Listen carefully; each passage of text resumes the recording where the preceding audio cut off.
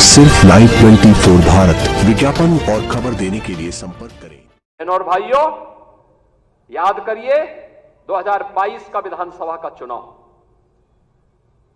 2022 का विधानसभा का चुनाव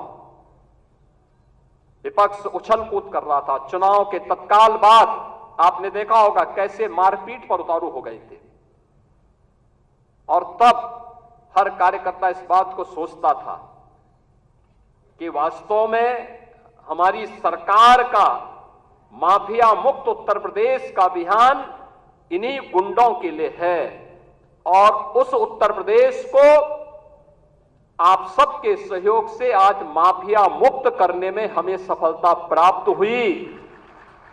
तो माफिया मुक्त उत्तर प्रदेश के साथ साथ हमारे विचार परिवार का ये जो लंबा संघर्ष था, 500 वर्षों का इंतजार समाप्त हो, दुनिया भर के सनातन हिंदू धर्मावलंबी जिन आकांक्षाओं के साथ जी रहे थे, उन अपेक्षाओं पर प्रधानमंत्री मोदी जी के नेतृत्व में डबल इंजन सरकार ने खरा उतर करके अयोध्या में रामलला के भव्य मंदिर निर्माण के साथ साथ 500 वर्षों के बाद रामलला को विराजमान करने का काम भी किया। बहनों और भाइयों, भारतीय जनता पार्टी के कार्यकर्ता को किसी भी स्थिति में बैकफुट पर आने की आवश्यकता नहीं है,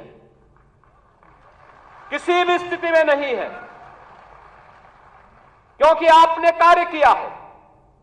आप विपक्ष में थे, जनता के मुद्दों को लेकर लड़ते थे। आज जब सरकार में थे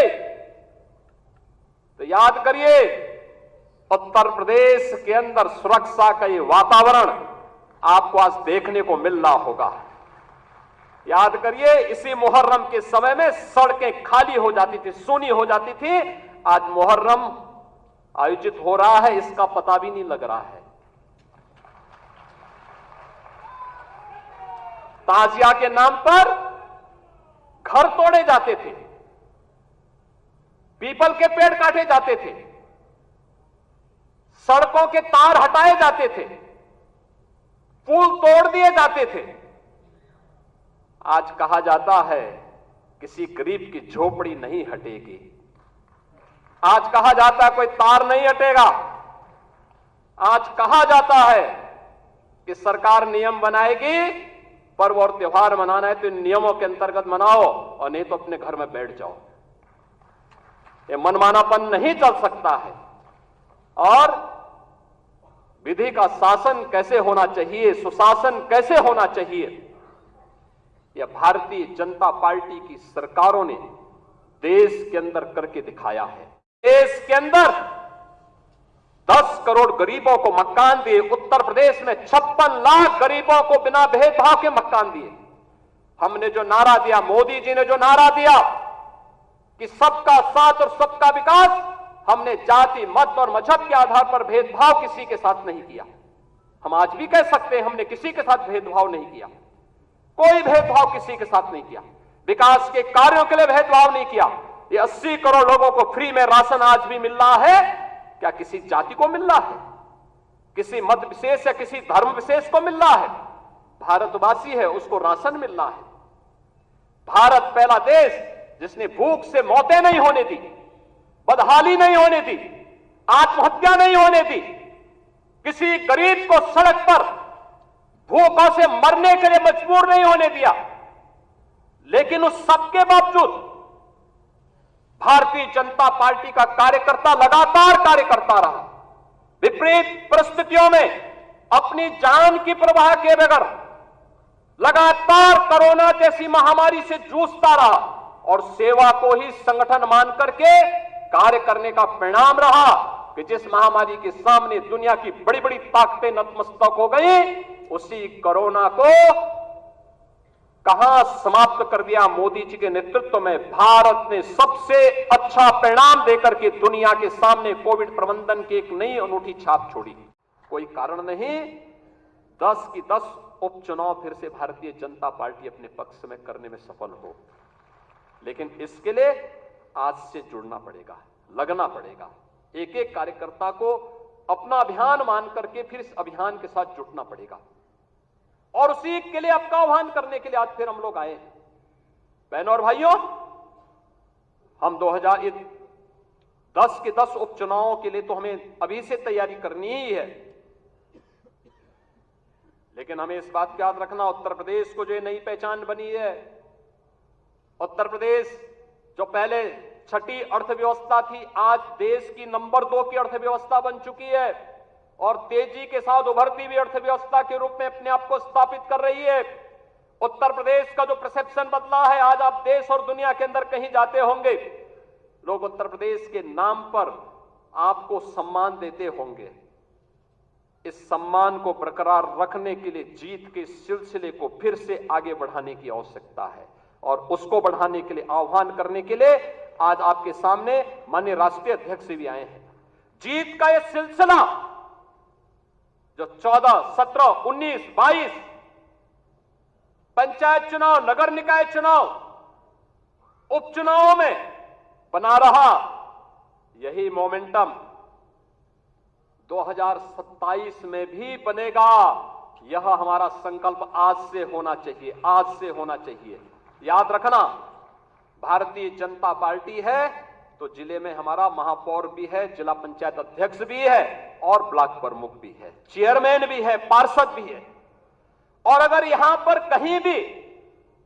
कहीं कोई खरोंच आता है तो वहां उसका असर वहां पर भी पड़ने वाला है और इसीलिए अभी से इसकी तैयारी में जुटना होगा। एक एक व्यक्ति को जुटना पड़ेगा, ब्लॉक प्रमुख हो या चेयरमैन, महापौर हो या जिला पंचायत अध्यक्ष, विधायक हो या विधान परिषद सदस्य, लोकसभा के हमारे माननीय सांसद हो या फिर राज्यसभा के माननीय सांसद, इन सबको संगठन के साथ बेहतरीन तालमेल बना करके, संगठन जिसको तय करे उसके साथ खड़ा होकर के प्राणपण से जुट करके कमल चुनाव चिन्ह को विजयी बनाने के संकल्प के साथ अगर हम आगे बढ़ेंगे तो आपका भी सम्मान होगा, सर्वत्र सम्मान भी मिलेगा।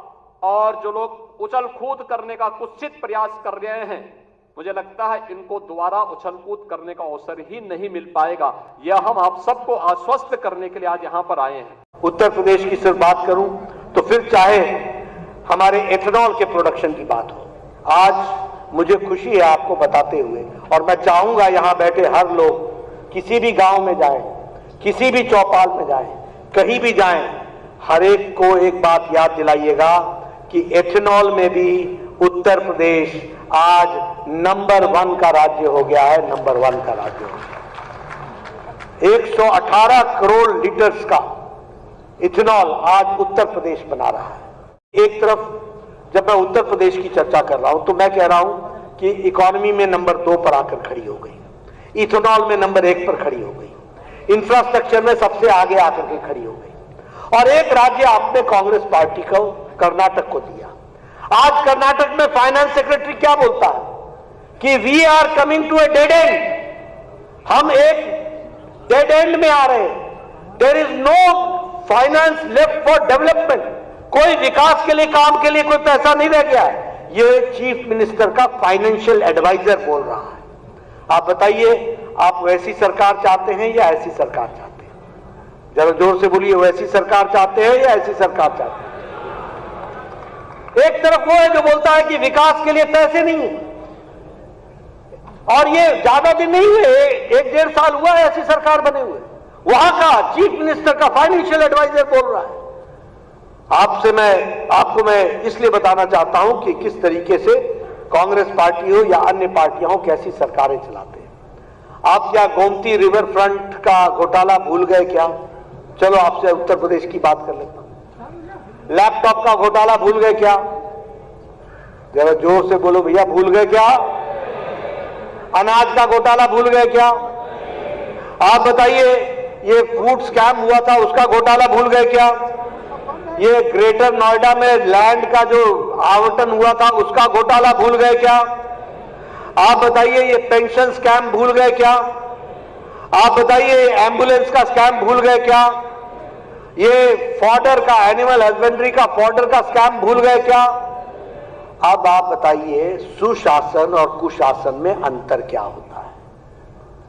कमल खिलता है तो सुशासन आता है, और अगर दूसरे लोग आते हैं तो व्यापारी पलायन करते हैं, बहु बेटियां सुरक्षित नहीं रहती हैं और घोटाले पे घोटाला होता है। इस तरीके की सरकार बनाती है।